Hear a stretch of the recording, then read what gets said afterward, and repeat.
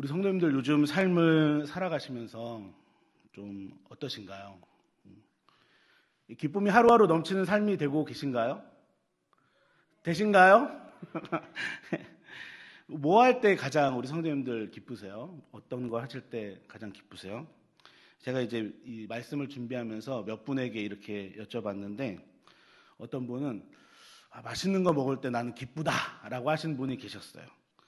그리고 가족들과 여행 갈 때 나는 함께함이 기쁘다라는 분이 계셨고, 여쭤보면 안 하지만 탁구 칠 때 기쁘신 분도 계실 것 같아요. 있죠? 계셨고, 제가 또 이제 어떤 사역자분에게 여쭤봤어요. 어떨 때 기쁘세요? 그러니까 성도님들 만날 때 전 기쁩니다 그러시더라고요. 그래서 대단하시다라는 생각을 제가 했었는데, 사람은 누구나 기쁜 삶을 살기를 원합니다. 왜냐하면 이것은 우리를 향한 하나님의 뜻이고 의지이시기 때문입니다. 그런데 현실은 그렇지 않은 것 같습니다. 이 기쁘게 사는 사람들보다 그렇게 살지 못하는 사람이 더 많은 것 같습니다. 이유가 무엇일까요? 제가 그 이유를 생각해 봤는데, 그 이유는 그 사람들이 참된 기쁨의 길을 알지 못해서 그렇게 기쁨의 삶을 살지 못하는 것 같습니다. 오늘 말씀을 통해서 기쁨의 삶의 비결이 무엇인지 우리 함께 나누고 또 살펴보고 은혜를 함께 나누길 원합니다. 오늘 말씀을 보면은 사도 바울이 자신이 정말 좋아했던 교인들인 이 빌립보 교인들에게 여러 가지 권면 중에서 아주 중요한 권면을 하고 있습니다. 우리 4절을 함께 같이 읽어보겠습니다. 4절입니다. 시작. 주 안에서 항상 기뻐하라. 내가 다시 말하노니 기뻐하라. 아멘.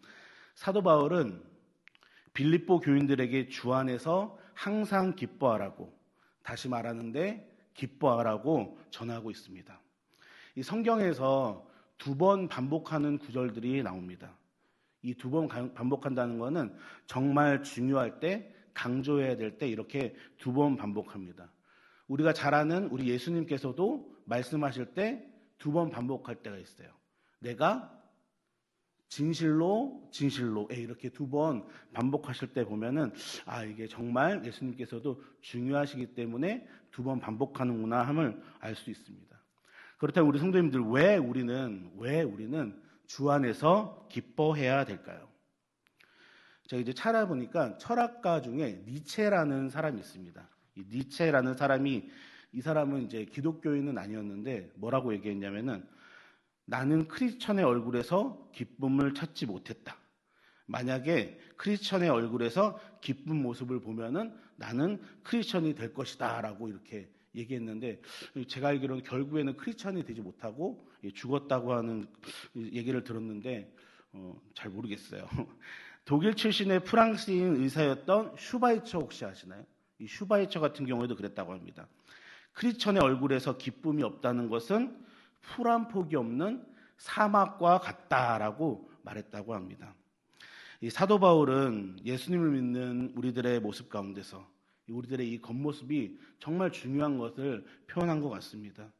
강조하면서 지속적으로 얘기하고 있는 것 같습니다.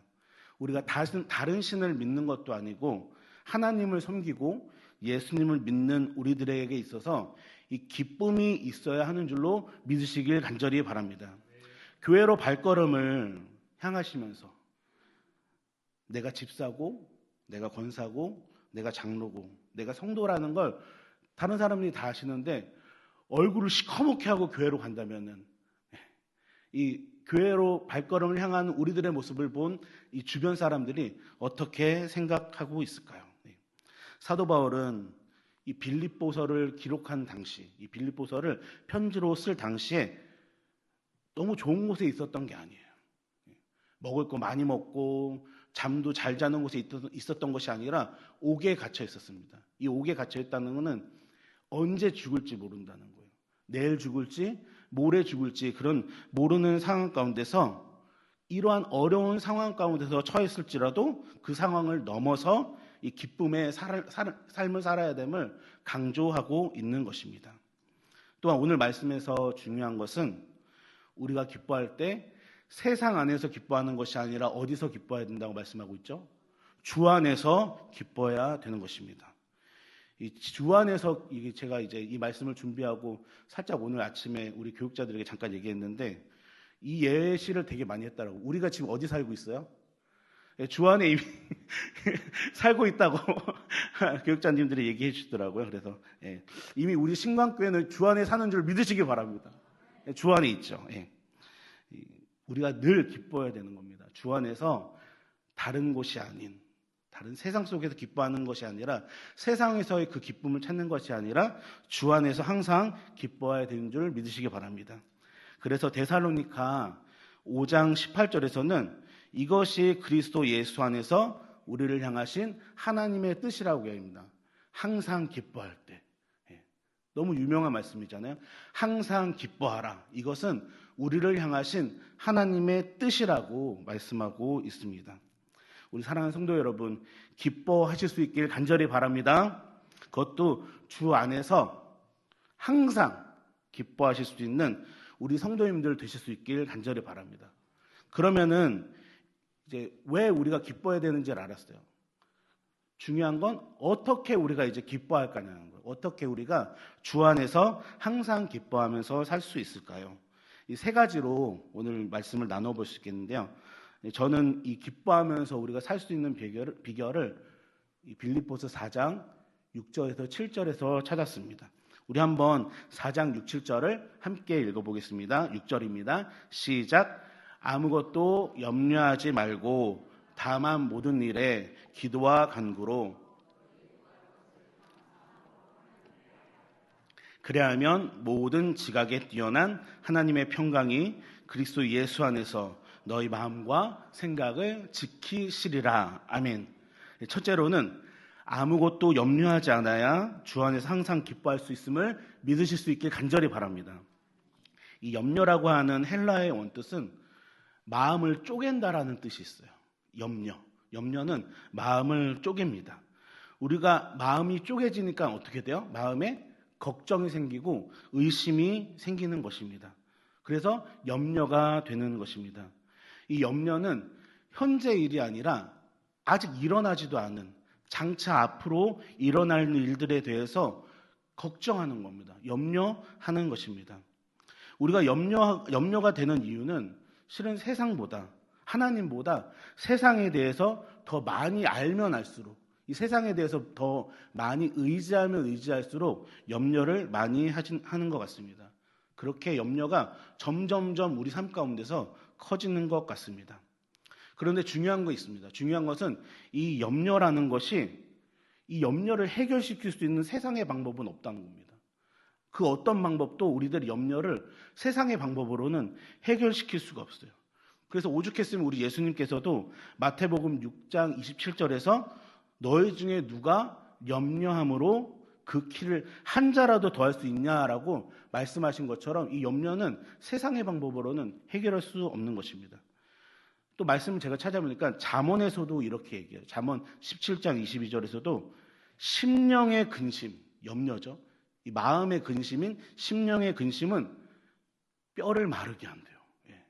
뼈가 점점점 삭아지는 이유가 우리가 골다공증 때문에 그런 게 아니라 이 염려 때문에 점점점 우리들의 뼈가 마른다고 말씀하고 있는 것입니다. 그래서 사도 바울은 아무것도 염려하지 말라고 말씀하고 있는 것입니다. 이 말씀은 염려하지 말라는 게 뭐냐면은 이제 염려를 중단하라는 거예요. 맞아요. 중단하라는 거예요. 지속적으로 염려가 계속 생각될 때 이거를 꼬리에 꼬리를 무는 게 아니라 염려를 여기서 칼로 자르듯이 중단하라고 얘기하고 있는 것입니다. 여기서 제가 말씀드리고 싶은 건 뭐냐면 염려라는 게 어떠한 일에 대해서 대비하지 않는 게 아니에요. 대비하지 않는 게 아니라 그걸 갖고 자꾸 걱정하면서 고민하고 걱정하고 막 이러면서 내가 상하는 거예요. 내 마음이 상하고 내 몸이 상하는 게 바로 이 염려인 것입니다. 사랑하는 성도 여러분, 염려를 그칠 때 주 안에서 우리에게 기쁨이 찾아오는 줄 믿으시길 간절히 바랍니다.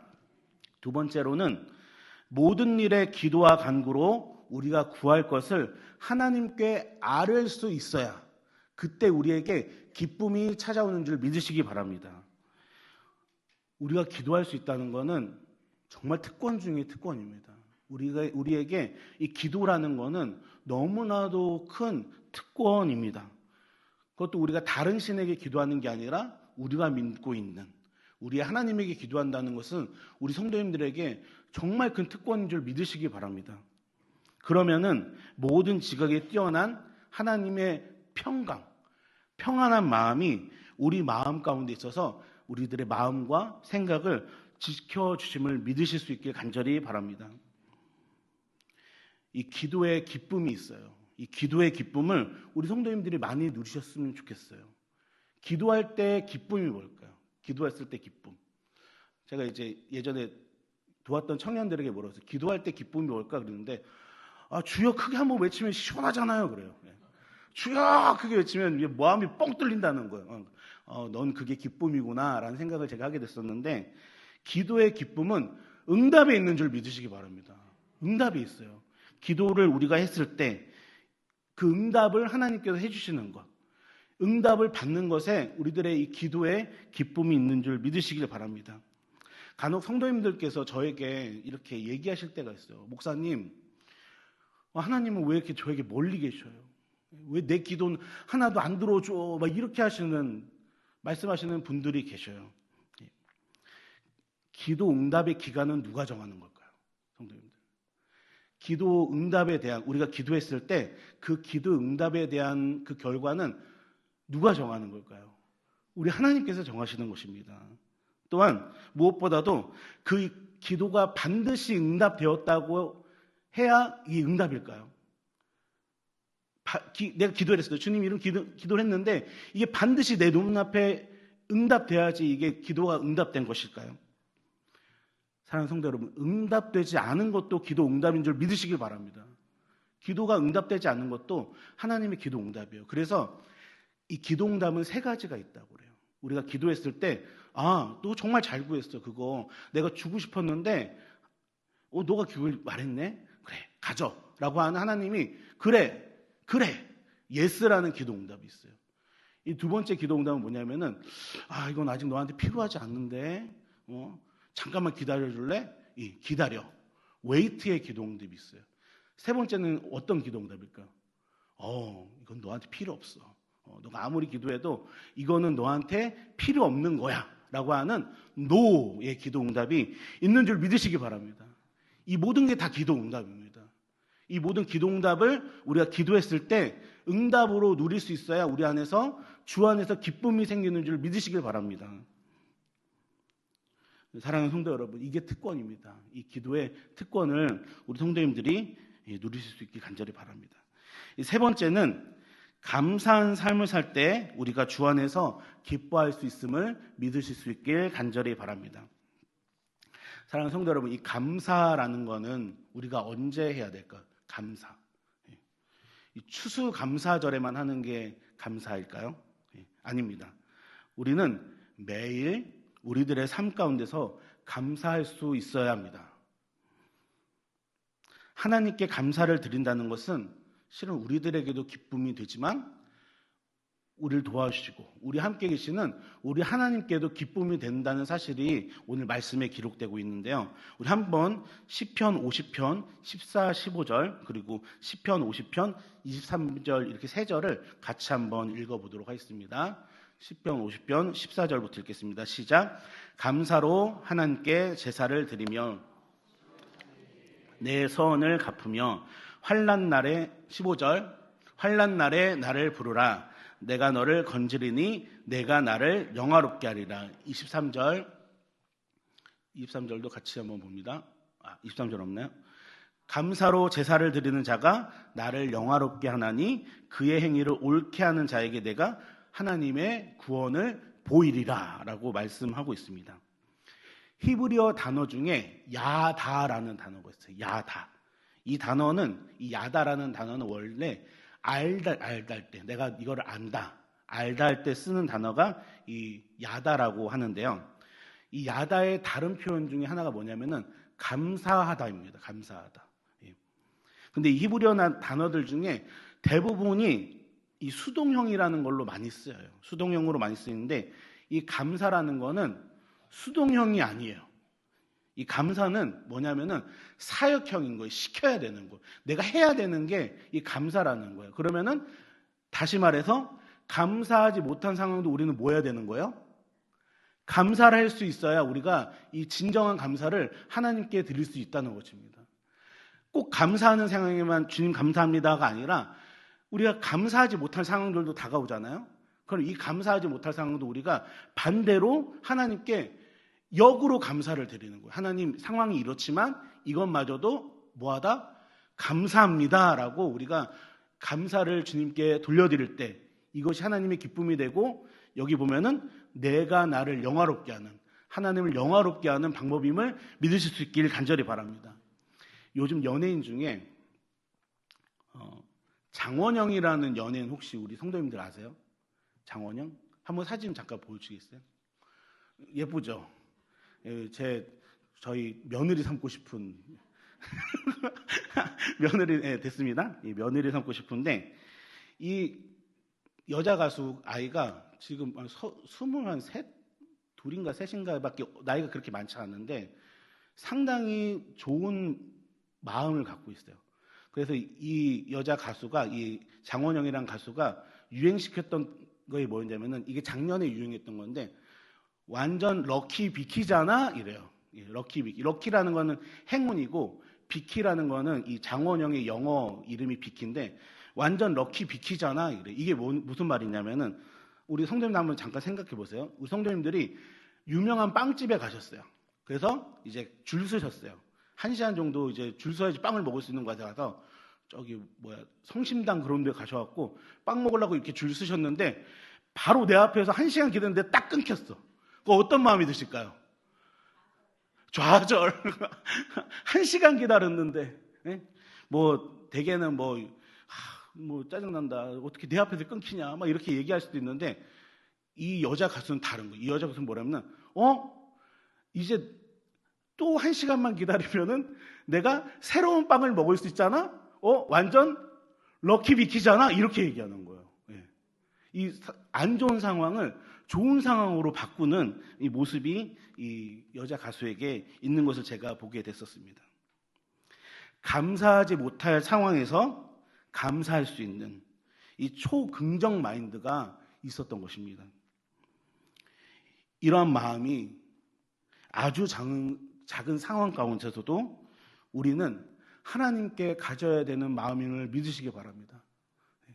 안 좋은 상황일지라도 이 상황 가운데 반드시 하나님께서 역으로 우리들한테 일하실 것을 기대하면서 감사하실 수 있는 우리 성도님들 될 수 있길 간절히 바랍니다.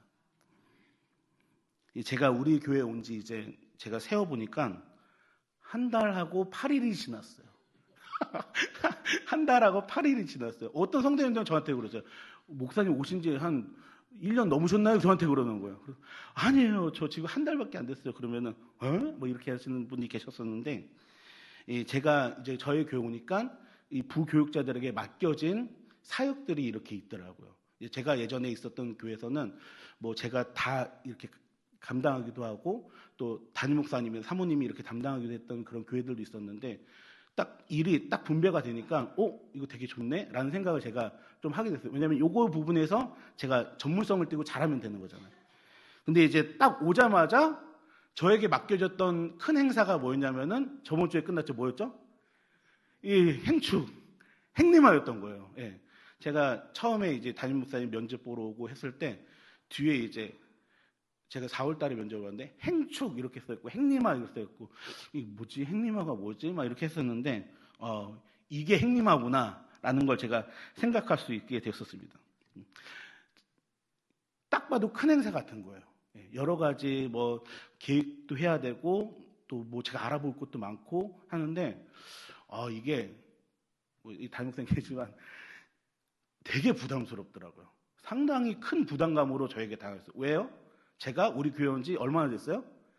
한 달도 안 된 거예요. 한 달도 안 된 상황 가운데서 이 큰 행사를 제가 맡아야 되는 거예요. 그러니까 제 마음 가운데 이 부담감이 왔지만 죄송합니다. 저는 이거를 못 맡겠습니다 라고 말하면 안 되잖아요.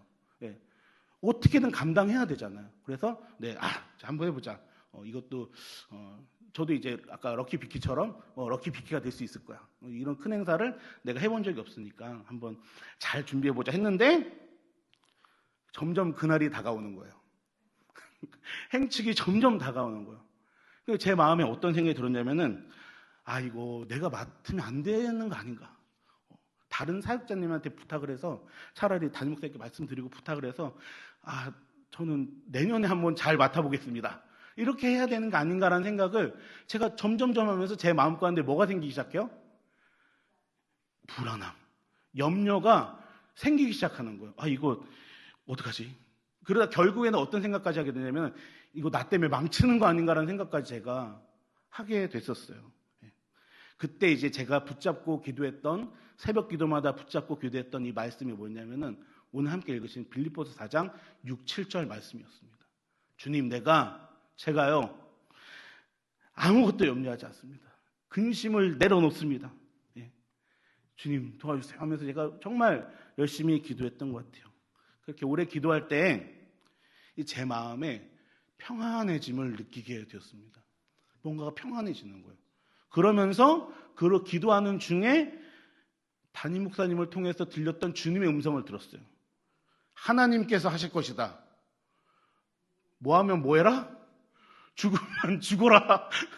이 음성을 딱 들으면서 열심히 준비해야겠구나. 그때부터 제가 내가 상당히 교만했음을 생각하게 됐습니다. 내가 교만했구나 하는 마음으로 이 불안했던 마음이 점점점 믿음의 마음으로 바뀌기 시작했습니다. 그때부터 제가 이제 우리 교사들한테 동기부여하고 아이들한테 막 전화하고 하면서 화이팅 하자 그러면서 오늘 또 한 명 더 하면서 제가 열심히 제 마음에 이 불을 좀 태웠던 것 같습니다. 그러면서 제 마음 가운데 생각이 들었어요. 이렇게 귀한 사역을 내가 하나 먼저 배우게 되었구나. 이런 상황 가운데서 우리 교회에서 이렇게 쓰임 받다니 정말 감사하다. 완전 럭키비키다. 라는 생각을 제가 결국에 나중에 하게 됐어요. 자, 우리 성도님들, 이렇게 준비한 우리 행축이 저번 주에 어떻게 끝냈나요? 어마어마한 하나님의 역사로 끝남을 제가 제 눈으로 보게 되었습니다. 그 역사를 제가 체험하게 되었습니다. 저는 제 인생에서 태신자가 이렇게 많이 온 게 정말 오랜만이에요. 정말 오랜만이에요. 정말 오랜만에 많은 태신자, 새 사람들이 와서 이렇게 같이 교회라는 곳에서 함께 했다는 것을 눈으로 보게 됐다는 게 정말 참 감사했었습니다. 그러한 상황을 겪었던 저의 마음은 기쁨이 넘치게 되었습니다. 우리 성도님들도 기쁨이 넘치셨었죠, 그날. 당일에 그 모든 상황을 바라면서 정말 감사하면서 주님께 영광 돌리면서 기뻤던 저의 모습이 있었습니다. 우리 사랑하는 성도 여러분, 주 안에서 기뻐하실 수 있길 간절히 바랍니다. 그것도 항상 기뻐하실 수 있길 간절히 바랍니다. 염려가 가득 찬 삶 속에서 그 염려들이 우리들에게 다가온다 할지라도 염려하지 않고 기뻐하실 수 있길 간절히 바랍니다. 무엇보다도 모든 상황 가운데서 감사하면서 하나님을 끝내는 영화롭게 해드릴 수 있는 우리 귀한 성도님들 되시기를 주님의 이름 간절히 소원합니다. 기도하시겠습니다.